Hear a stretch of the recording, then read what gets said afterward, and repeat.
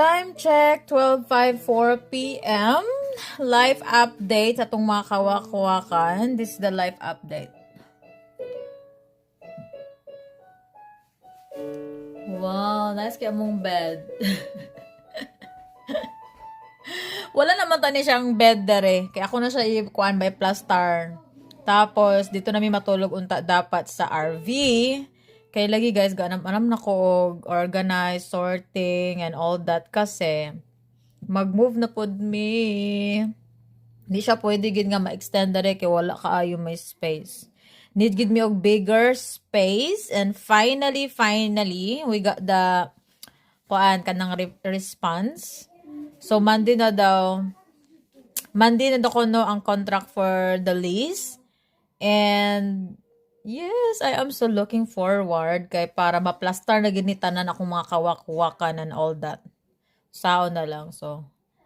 Mauna to ang chika for today, and grabe dagan akong buhaton. And then, from yesterday, grabe akong banat sa ako ang bolingon kay taghan ka kong bolingon. Di ko mahota og bolingon as in. Sumpay lagi na sa akong kinabuhi ang bolingon. So gakipap ko and then galayhay ko bisang asa. So anyway, so yun na si dad. He's working and yes, that's the chika. So tangtang na po niya mong bed. Giarin sa na niya ti Celia. Kemot ba kay gitapulan pod ko kagahapon og kuha og RV cause kung magkuha mig RV kailangan mag-drive ko sa sakyanan, and hapon na nakauli si dad, so I was like, no, I don't feel like kuan ka nang mag-drive. Kaya gatukar-tukar akong pag-drive, as in ginako favorite ang mag-drive. Nakapugos lang gid ko cause kuan walay choice. But hopefully magsayo-sayo si dad og uli kay para makuha na to ang RV.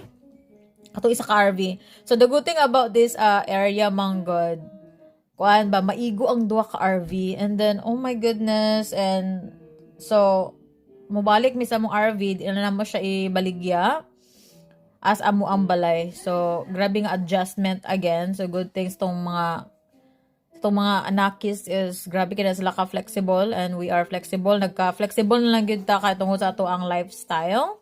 But anyway, so sikan place na ni siya mong gitan-aw.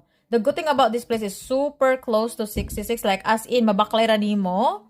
But then ang choose ko kay dura pod kay siya, but then watay mahimo kay katong first one manggod is more spacious, which I like, but then di siya nag-go through because of the complication of mga kawakwakan. So